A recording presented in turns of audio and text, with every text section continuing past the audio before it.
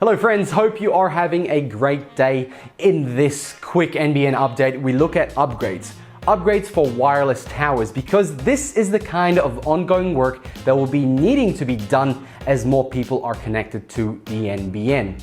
So as we discussed in a previous video, wireless NBN suffers from major congestion due to literal physical limitations, plus the fact that I want to sink more money into it, and you need more towers with more people, right? So NBN Co has set out to upgrade a vast majority of packet dropping backhaul links. Now, what are backhaul links?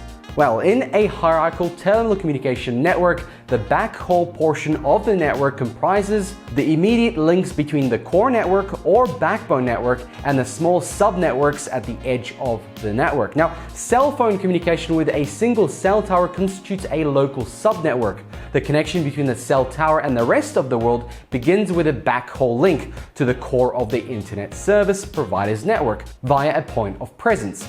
A backhaul link may include wired, fiber optic, and wireless components. Now, wireless sections may include using microwave bands and mesh and edge network topologies, and may use high-capacity wireless channels to get packets to the microwave or fiber links. Now, a telephony company is very often the internet service provider providing the backhaul link, in this case NBN Co. Although for academic research and education networks, large commercial networks or municipal networks, it is increasingly common to connect to a public broadband backhaul. Now, for more information, Google national broadband plans from around the world. Many of these plans were motivated by the perceived need to break the monopoly of incumbent commercial providers. The US plan, for instance, specifies that all community anchor institutions should be connected by gigabit fiber optics before the end of 2020. So in NBN's case, there are a total of 106 links performing outside the threshold that they've set. It is important to note that the total number of links to be upgraded will continue to fluctuate as increasing demand on the network contributes to additional backhaul links failing outside that threshold. Now, NBN Co has performed upgrades on the vast majority of these 238 backhauls that have been identified last month as experiencing unacceptable levels of packet loss. The packet loss was a contributor to problems seen by consumers on the fixed wireless network. That changed this month, with NBN Co adding the data as a new metric on its new monthly progress report. The first thing it does is define the problem. Now, NBN Co considers a backhaul link in need of upgrade if it experiences a 28-day busy hour link packet loss of over 0.25%.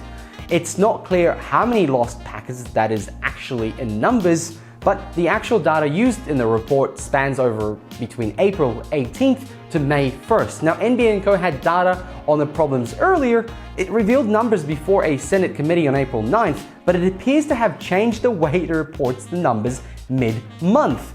Because that's how you play with numbers, right? Midway through data gathering, you change the parameters, or basically changing the rules of the game. This is understood to have led to the lack of consistent figures representing the entire month of April. Now, RSPs, formerly known as ISPs because now they are resellers, e.g. Aussie Broadband or Lontel, now receive information about cell connections that are impacted by backhaul links that are having problems, and anything that is associated with upcoming upgrades. This information is important as the Australian Competition and Consumer Commission, ACCC, has put more of an onus on RSPs to be able to tell prospective fixed wireless users like yourselves upfront if a new connection is likely to be congested.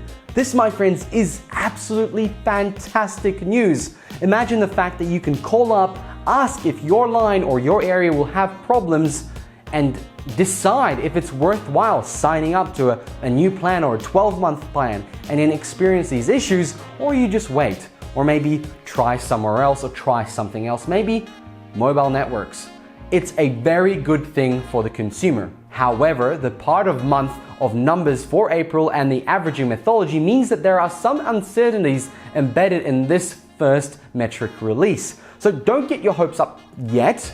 Maybe sooner or later the reports will get better and you'll get better answers from your RSPs. Now, NBN Co said that it's 11.5% of cell towers are actually served by the backhaul links that are dropping too many packets. So it's a pretty small number, but you'd probably want to know if you're in that marginal number. Now, Chief Network Engineer Officer Peter Ryan had suggested that remediation to the rest of the links was likely to occur by the end of April or early May, so that problem could be fixed by then. Now, NBN Co also cautioned that this metric did not reflect end-to-end packet loss on fixed wireless, simply losses caused over a single line, because each NBN supplied fixed wireless service may rely on multiple backhaul links in sequence, basically saying that it could be the same connection receiving issues at multiple links.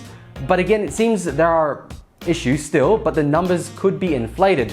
This metric does not reflect any commutative packet loss across multiple links. Now, this metric measures the microwave and fiber links which connect fixed wireless towers and may not include all packet loss which may occur throughout other equipment in the NBN wireless network or fiber links, because in the actual NBN transit network, that data may take multiple routes through multiple boxes, multiple devices, and you can't quite pinpoint where the issue is actually being caused. So actually a positive sign for those on wireless or those planning to sign up to wireless, and a good step forward. So let's hope more upgrades like these happen. And as fiber can't really reach everyone, realistically speaking, because of the size of Australia, so wireless is a good option. It just really needs a lot more work. All right, friends. Thank you very much for watching. Like and subscribe. Let me know what you think below. Is this a good thing that RSPs will be able to tell you if your wireless connection is going to be affected by congestion? Personally, I think it's a fantastic thing moving forward, so I can't really see too many issues with it. Let's hope the reporting is actually correct, and let's hope it's fairly live reporting, because delays of up to a month could kind of cause issues, right? Guys, I'll talk to you guys in the comments, and if you are a new subscriber, let me know what you think. If you're an old subscriber, let me know what you think below, and I'll catch you guys in there. Thanks, bye.